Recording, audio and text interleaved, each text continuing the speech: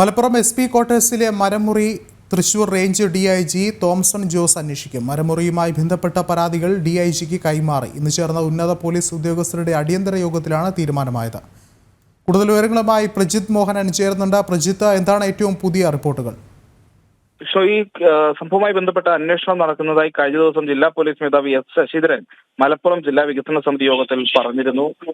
അതിന് ശേഷമാണ് ഇപ്പോൾ ഈ വിഷയം പോലീസിന്റെ ഭാഗത്ത് ഒരു ഉന്നതല യോഗമൊക്കെ ചേർന്നതിന് ശേഷം അന്വേഷണം കുറച്ചുകൂടി ഉത്തരവാദിത്തപ്പെട്ട ഉദ്യോഗസ്ഥരെ ഏൽപ്പിക്കുന്നത്. അതായത് ഒരു തൃശൂർ റേഞ്ച് ഡി.ഐ.ജിയെ തന്നെ ഈ അന്വേഷണം ഏൽപ്പിക്കാനുള്ള ഒരു തീരുമാനത്തിലേക്ക് പോയിരിക്കുന്നത്. തൃശൂർ റേഞ്ച് ഡി.ഐ.ജി തോംസൺ ജോസ് ആണ് കേസ് അന്വേഷിക്കുക.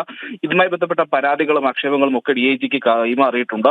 ഇന്ന് ഉന്നതതല പോലീസ് യോഗം ചെയ്തിരുന്നിരുന്നു. ഈ യോഗത്തിലാണ് തീരുമാനമുണ്ടായത്. തുടർച്ചയായ രണ്ടാം ദിവസമാണ് ഈ വിഷയവുമായി ബന്ധപ്പെട്ട് ഉന്നതതല പോലീസ് ഉദ്യോഗസ്ഥരുടെ അടിയന്തര യോഗം ചേർന്നത്. കാരണം ഈ ആരോപണം വളരെ ശക്തമായ ഒരു ആരോപണമാണ്. പ്രത്യേകിച്ച് ഈ മരമുറിയുമായി ബന്ധപ്പെട്ടുള്ള രേഖകൾ പി.വി. അൻവർ എം.എൽ.എ പുറത്തു വിട്ടിരുന്നു. അതായത് പോലീസ് ക്യാമ്പ് ഓഫീസിലെ മരങ്ങൾ വില കുറച്ച് വിറ്റതിന്റെ രേഖകളായിരുന്നു ഇത്തരത്തിൽ പുറത്തുവിട്ടത്.